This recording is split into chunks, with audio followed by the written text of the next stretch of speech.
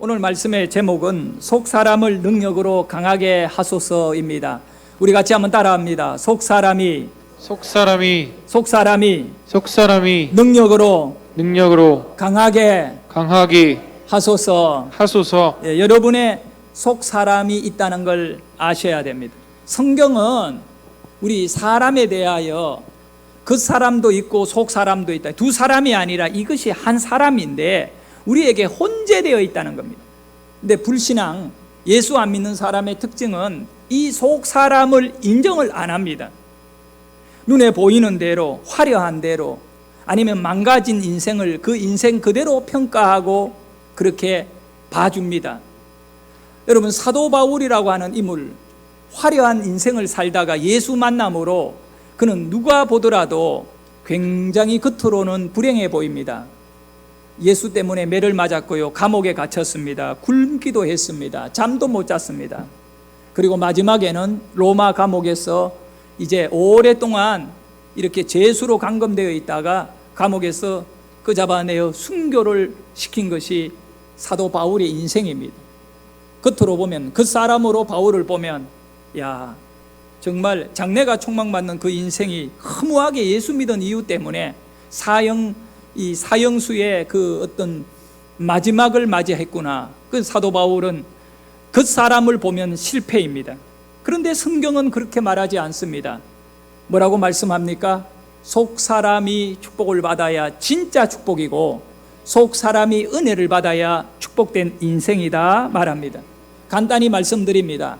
그 사람은 육체적인 모양을 통하여 나타나고 축구되어지는 것이고, 속 사람은 영적인 영향력 아래 영혼의 문제 속에 그의 삶이 놓여 있는 상태를 말합니다.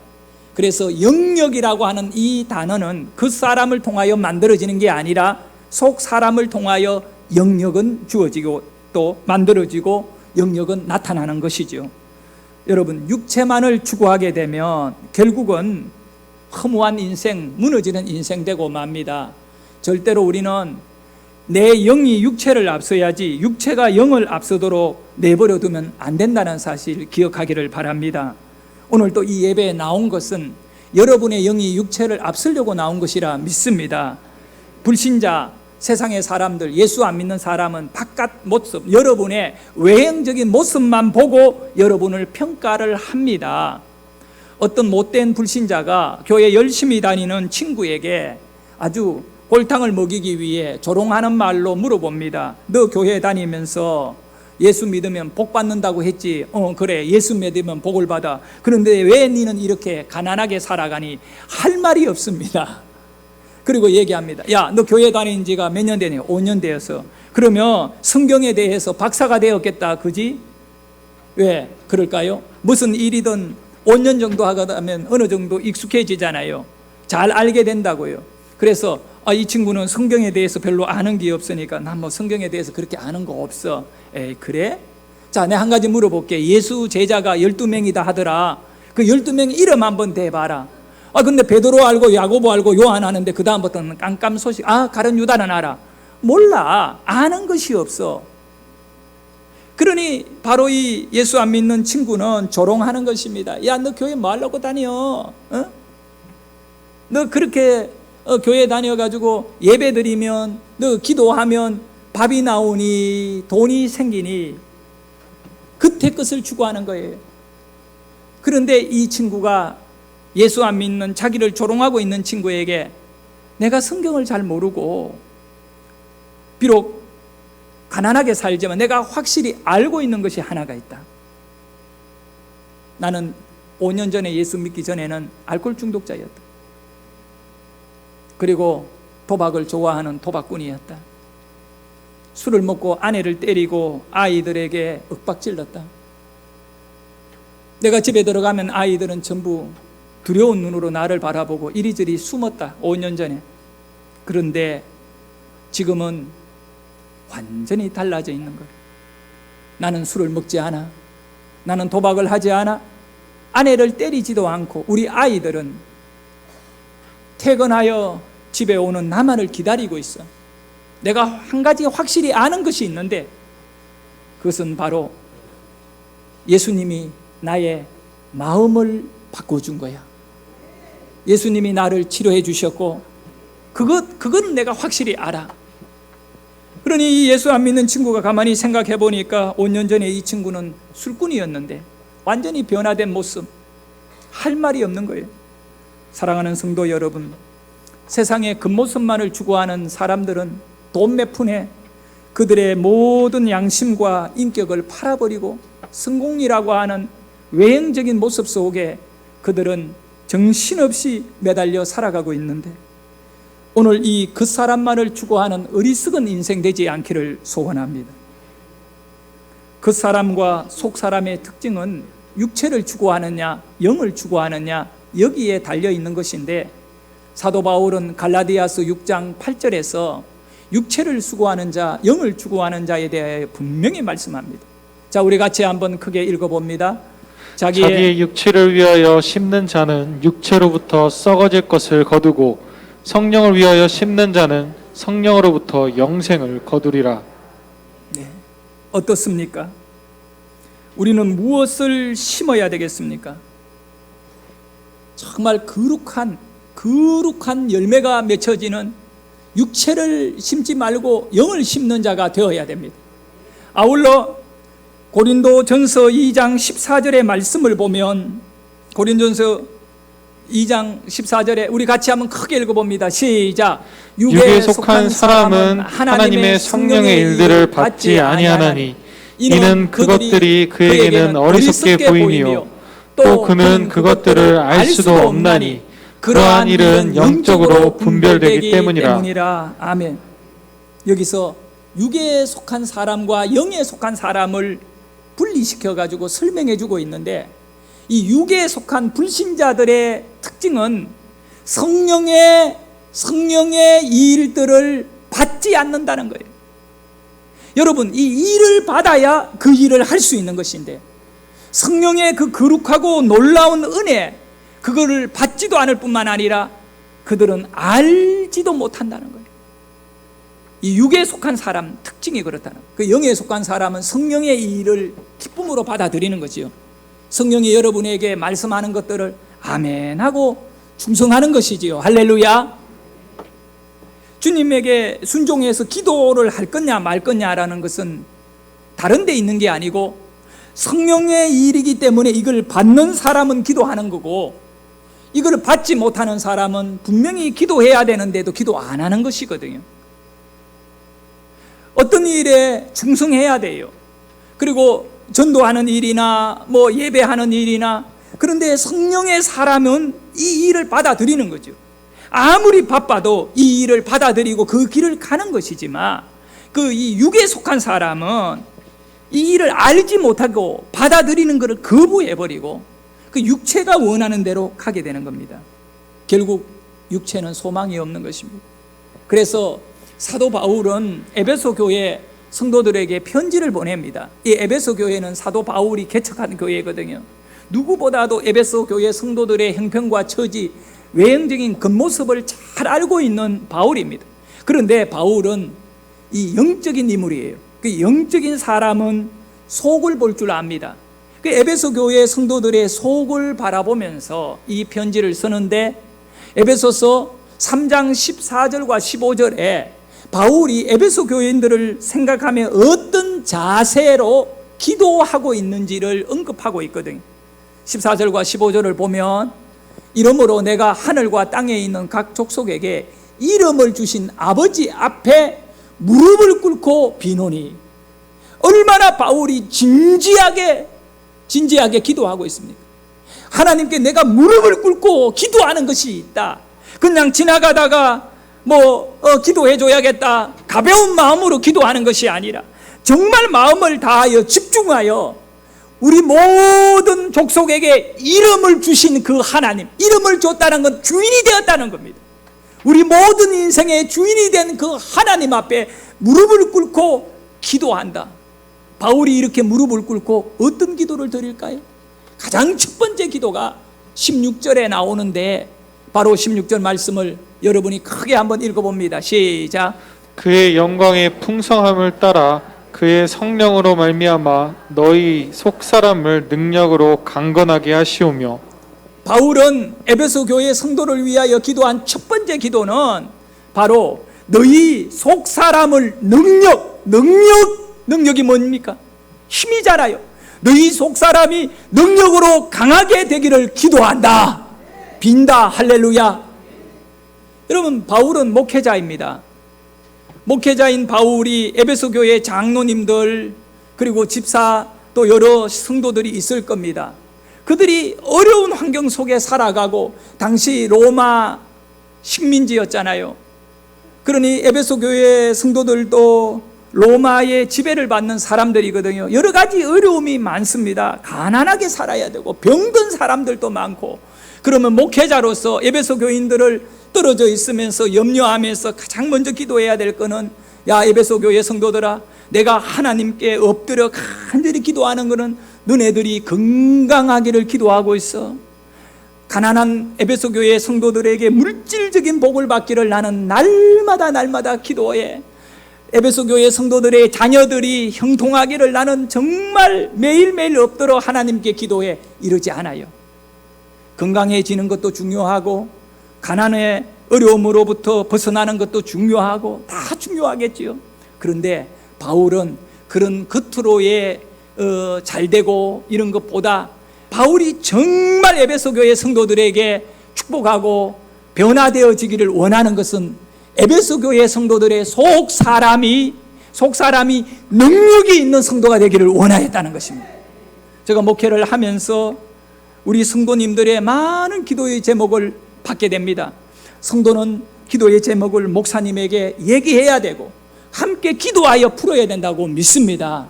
그런데 우리 성도님들의 기도의 제목들은 90% 이상이 겉사람을 위한 기도의 제목입니다. 몸이 아프니까, 수술을 받으니까, 자식의 문제가 걸려드는 것, 또 새로운 일을 시작하니까 다 귀한 기도의 제목인데, 안타까운 것은 저는 이 에베소를 통하여 마음의 가책을 받는 것은 우리 성도들의 속 사람을 위하여 가장 우선적으로 목회자는 기도를 해줘야 된다.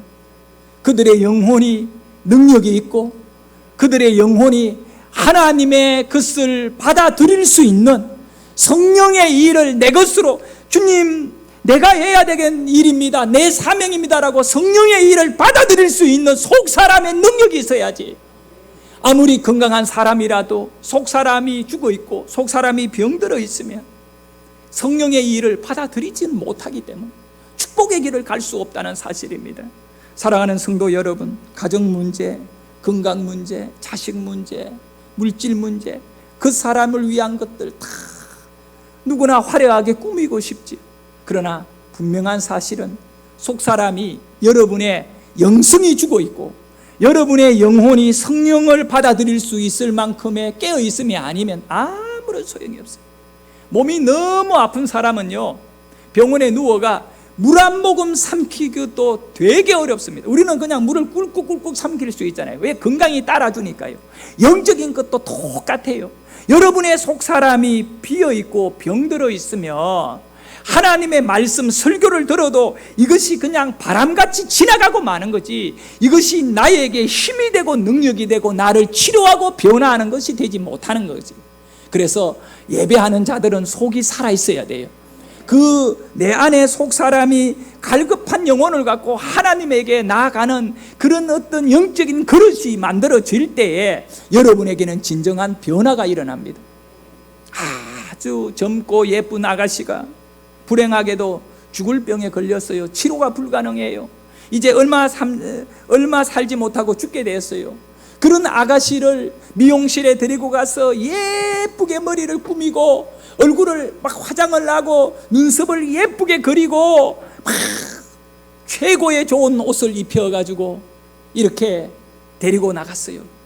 근데 수많은 사람들이 그 아가씨를 바라보고, 이야, 총각들은 저런 아가씨하고 결혼하면 얼마나 행복할까.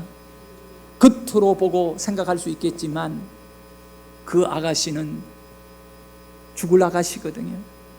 겉만 화려하면 뭐하답니까? 그래서 저희가 이 말씀 속에 묵상되어진 것이 한 가지가 있었는데 우물의 비유입니다. 우물 비유. 여러분, 시골에서 제가 자랄 때 뭐 수도가 없는 시대에 집집마다 우물이 있었거든요. 근데 지금은 시골에 가보면 우물이 없는데 간혹 옛날 우물이 있던 그런 폐가들이 있는데 그 폐가를 가보면 그 우물의 모양은 그대로 갖추어져 있어요.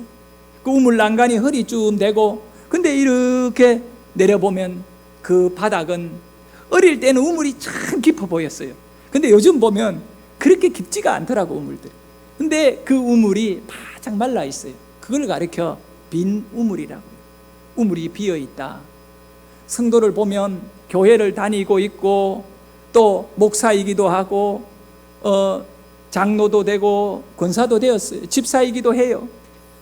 그런데 겉으로 보면 성도인데 그 사람의 영혼을 보니까 비어 있는 거예요. 하나님에 대한 아무런 생각이 없는 거예요. 은혜를 베푸시는 하나님, 우리 죄를 용서해 주시는 하나님, 우리를 끝까지 버리지 아니하는 사랑의 하나님, 그 하나님이 없는 거예요. 그냥 빈 우물이 되어 있다는 거예요. 지금 바울이 에베소 교인들을 향한 그 마음, 천지의 주제이시고 모든 족속에게 이름을 부여한 주인 되는 그 하나님께 내가 엎드려서 간절히 비는 것은 에베소 교회 성도들의 속 사람이 능력이 있고 강건하기를 원하노라. 우리는 우리 자신이 우리의 영혼을 그 강건하게 하기 위하여 기도할 필요가 있는 것입니다. 사랑하는 여러분, 여러분의 속 사람은 어떤 상태입니까?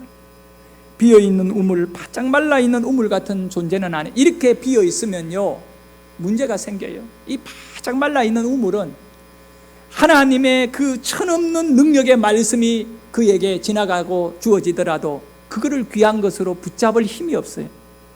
마치 육체가 너무 아픈 사람이 밥을 먹어도 소화가 안 되고 그대로 그거는 배탈 나버리듯이, 그래서 우리가 이 속 사람을 관리를 잘 하기 위해 노력해야 됩니다. 여러분, 이 체력이 국력이다고 하는 말이 과거에 참 많이 있었어요. 그래, 학교 같은 데 가면 체력이 국력이다, 뭐 군대 같은 데에서 체력을 중요시 여기면서 체력이 국력이다. 근데 저는 가만히 묵상해 보니까 체력이 국력이 아니고 정신력이 국력인 것입니다. 우리 교회는, 성도들은 정신력인, 영적으로 연결된 정신을 바로 차려야 돼요. 베트남 전쟁이 주는 교훈이 있어요. 베트남 전쟁은 1955년에서 1975년까지 20년간 이 자유주의와 그 다음에 공산주의, 시장경제와 공산주의가 이 전쟁을 치른 거거든요. 미국은 이 베트남을 도우려고요. 그러니까 이 남쪽, 그러니까 남쪽 베트남과 북쪽 베트남이, 북쪽은 그 베트콩이라고 해가지고 공산주의고, 이 남쪽은 이제 그 월남이라 해서 자유진영인데, 미국이 얼마나 많은 군대를 보냈는지, 그리고 그들이 죽어갔고요. 엄청나게 죽었죠, 베트남 전쟁에. 그리고 한국의 군인들이 돈을 받고 전쟁을 치르러까지 갔잖아요. 그래도 못 이긴 거예요. 왜 못 이긴지 압니까? 이 남쪽의 이 사람들은요, 어떻게 했느냐 하면, 월남 사람들은 낮에 막 전쟁을 치르고 군인들이, 그러니까 동료들이 죽어가고 이런 데에서 정신적으로 못 견디니까 술이나 먹는 거예요. 하지만 이 북쪽의 월명군들은 전쟁을 치르고 저녁에 오면 뭐 하느냐, 동료가 죽었다 그러면 사상교육을 하는 거예요. 매일매일 사상교육을 하는 거예요. 우리가 이 공산 혁명을 위하여, 난 사람 조국을 위하여 드려도 된다. 그러니까 아무리 좋은 무기를 갖고 이렇게 이 남쪽 그 자유진영에서 지원을 하지만 이 군인들의 정신이 썩어 빠지니까 결국 1975년도에 미국이 철수하면서 이 공산주의가 되어버리잖아요. 여러분, 한국교회가 지금 큰 위기 속에 놓여 있습니다. 동성애 문제라든가 인권법 이런 거 하면 전도 못합니다. 이제 누구에게 너 예수 안 믿으면 지옥 가, 그러면 한 사람의 인격을 지옥에 보낸다고 무시했기 때문에 이 사람 고발됩니다. 그렇게 전도하게 됩니다. 그러니까 그거를 제재하는 법을 만들면 절대 안 됩니다. 종교의 자유가 보장돼야 됩니다. 네? 심상정식 이거 녹화되고 영상 나갑니다. 자, 말 잘못하면 고발당합니다. 저는 직접 그 영상을 봤습니다. 그 정의당의 심상정에게 질문을 던졌습니다. 만약에 목사가 동성애는 죄입니다라고 말하면 고발 당합니까? 안 당합니까? 딱 물으니까 이 법을 이번에 올렸던 심상정이가 그러면 고발 당합니다. 벌금 내야 되고 책임을 물어야 됩니다. 그럼 우리는 설교 못 합니다. 여러분 정신 차려야 됩니다. 기도해야 됩니다. 우리 속이 지금 무너지고 있습니다. 비누물 한국교회는요, 시간이 지나면 끝난 겁니다. 우물에 물이 없는데 무슨 소용이 있습니까? 그건 오히려 위험합니다. 다른 사람이 빠질 위험도 있고. 그러니까 우리는 이 속 사람이 강한 성도가 되어야 되고, 이 속에 이 영적으로 강한 교회가 되어야 됩니다.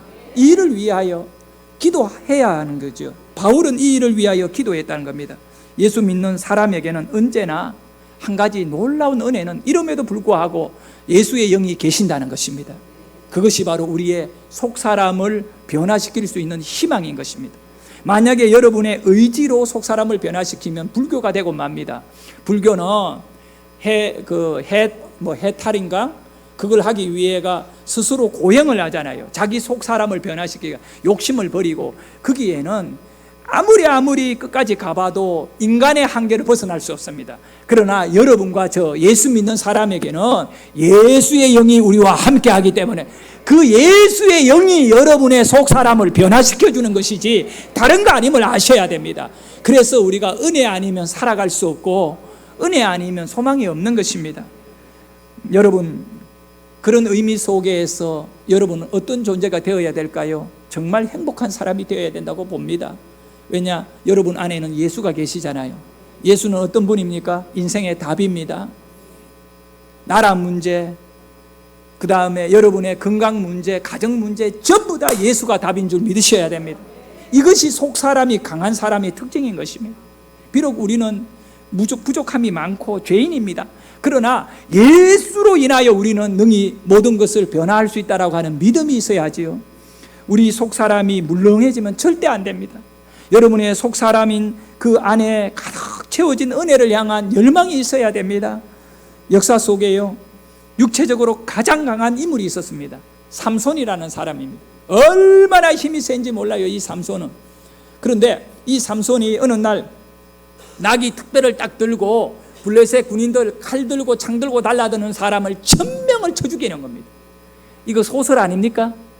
이거 판타지 이거 SF 그런 영화 아닙니까? 아닙니다. 현실이요, 실제적인 역사입니다. 성경을 한번 읽어 사사기 15장 14절과 15절의 말씀에 보면 이렇게 기록하고 있습니다. 크게 한번 읽어볼까요?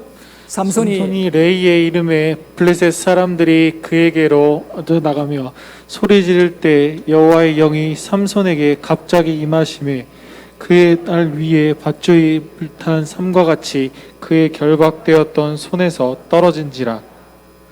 삼손이 나귀의 새 턱뼈를 보고 손을 내밀어 집어들고 그것으로 1000명을 죽이고.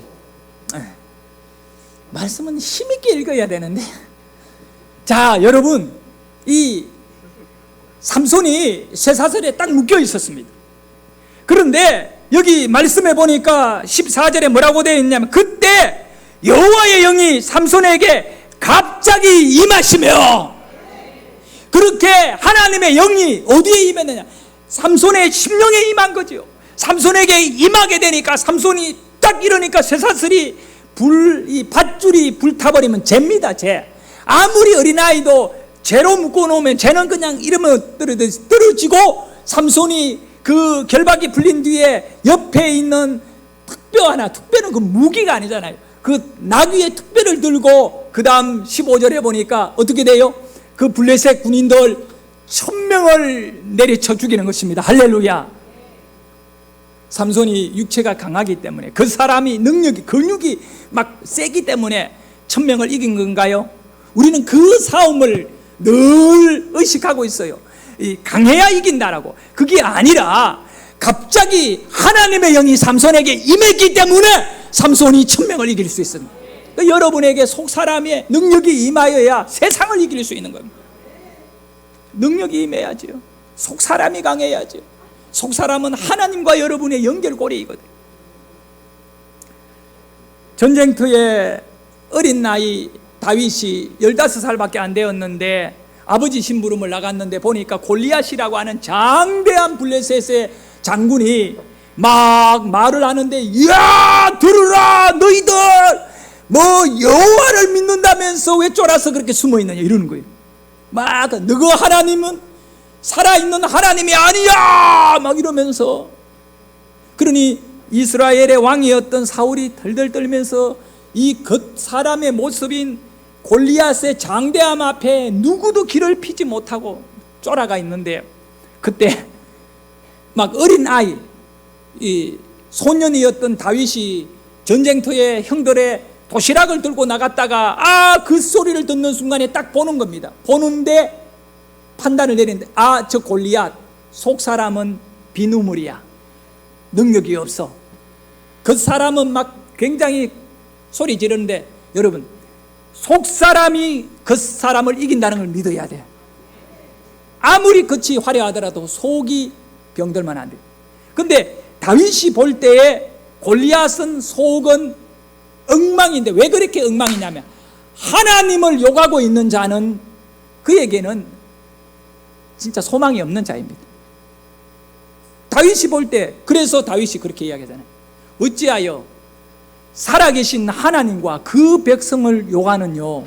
니는 껍데기밖에 없는 진짜 아무것도 아니야 이러면서 다윗이 골리앗 앞에 딱 나타나니까 골리앗이 다윗 모습 보면서 껄껄 웃으면서 하는 말이, 네가 나를 개 취급하느냐? 개로 보느냐 이러는 거야. 그러니까 다윗이 들고 있는 것이 이 가죽끈이에요. 물매를 돌릴 때 딱 잡아가 그걸 딱 들고 있으니 가죽이 축 처져 있으니까 막대기인 줄 알았나 봐요.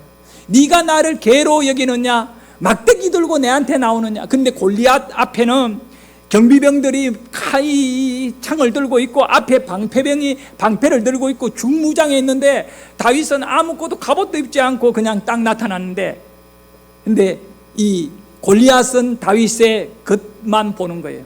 겉은 초라한 어린아이. 근데 그 싸움의 결과는 어떻습니까? 그렇게 중무장한 덩치 큰 골리앗이 다윗이 던진 물맷돌 하나 딱 맞고 뒤로 넘어졌는데, 넘어질 때 땅이 진동하게 쿵 하고 넘어질 수밖에 없는, 이 능력이 어디에서 왔느냐? 다윗의 속사람입니다. 내가 오늘 너를 심판하리라. 내가 오늘 너를 심판하리라. 속사람이 강하면, 능력이 임하면 골리앗을 쓰러뜨릴 수 있습니다. 사랑하는 성도 여러분, 오늘 여러분의 인생 앞에 골리앗이 있습니다. 수많은 골리앗이 있습니다. 불안함이 있고요, 코로나라고 하는 이 엄청난 두려움도 있고요, 저도 여러분도 두려운 건 사실이에요. 하지만 우리 이 속사람을 의지하고 하나님을 의지하여 능히 믿음의 물매를 날릴 수 있는 성도가 되시기를 예수 이름으로 축원합니다. 한밤중에 예수님을 찾아온 젊은이가 있어요. 그런 유대의 관원이고 화려한 직업을 갖고 있어요. 니고데모라고 하는 사람입니다. 그가 예수님에게 찾아왔을 때 우리 예수님이 니고데모에게 뭐라고 말씀해 주셨느냐? 요한복음 3장 3절에 보면 이렇게 기록하고 있습니다. 읽어봅니다. 시작. 예수께서 대답하여 이르시되 진실로 진실로 내게 이르노니 사람이 거듭나지 아니하면 하나님의 나라를 볼 수 없느니라. 여기에 이 거듭나야 된다는 것은 외모가 바뀌어야 된다는 말이 절대 아닙니다. 네? 외모야 어떤 모습이든 간에 사람의 이 거듭남은 영혼, 속사람이 변화되는 것을 의미하는 겁니다. 여러분, 우리 겉사람은 세월을 이기지 못합니다. 세월이 지나면 겉사람은 늙고 망가지고 죽게 됩니다. 여기에 마음 두고 살지 말고 내 안에 영원한 생명을 주는 속사람의 능력을 우리는 추구해야 하는 것입니다. 그것이 바로 예배인 것입니다. 이 예배 속에 여러분의 속사람이 치료되기를 원하고 말씀을 받아들이기를 원하고 성령을 기다리면서 그 약속된 말씀대로 육체를 추구하는 사람들은 영의 성령의 것을 받아들이지 못한다고 하는데, 영을 추구하는 사람은 성령의 것을 받아들여 그 일을 하게 되는 것입니다. 그런 모습이 바로 여러분이 되기를 원하고, 하나님께 긍휼을 기다리는 은혜 아니면 살아갈 수 없으니 속 사람이 능력이 있는 우리 새안양교회 성도이기를 예수 이름으로 축복합니다.